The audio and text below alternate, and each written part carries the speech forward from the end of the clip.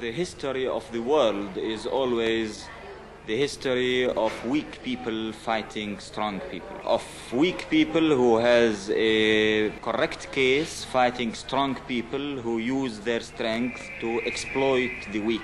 These people, the Palestinian people, prefer to die standing than to lose its case. We achieved proving that this nation is going to continue fighting till victory.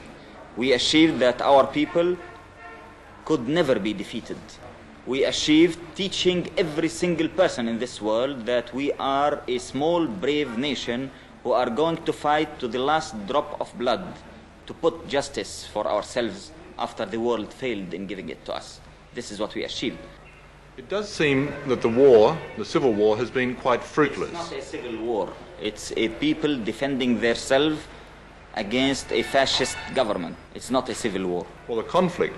It's not a conflict. It's a liberation movement fighting for justice. Well, whatever it might be best called. It's not whatever, because this is where the problems start. Because this is what makes you ask all your questions. This is exactly where the problems start. This is a people who is discriminated, is fighting for his rights. This is the story. If you will say it's a civil war, then your questions will be justified. If you will say it's a conflict, then of course it's a surprise to know what's happening. Why won't your organization engage in peace talks with the Israelis? You don't mean exactly peace talks. You mean capitulation, surrendering. Why not just talk? Talk to whom? Talk to the Israeli leaders. That's kind of conversation between the sword and the neck, you mean? Well, if there were no swords and no guns in the room, you could still talk. No, I had never seen any talk between a colonialist case and a national liberation movement. But despite this, why not talk? Talk about what? Talk about the possibility of not fighting. Not fighting for what? Not fighting at all, no matter what for. Yeah, and people usually fight for something and they stop fighting for something. So you can't tell me even why should we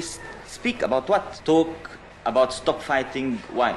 Talk to stop fighting, to stop the death and the misery, the destruction, the pain. The misery and the destruction and the pain and the death of whom? Of Palestinians, of Israelis, of Arabs. Of the Palestinian people who are uprooted, thrown in the camps, living in starvation, killed for 20 years, and forbidden to use even the name Palestinians. They're better that way than dead, though. Maybe to you, but to us, it's not. To us, to liberate our country, to have dignity, to have respect, to have our mere human rights is something as essential as life itself.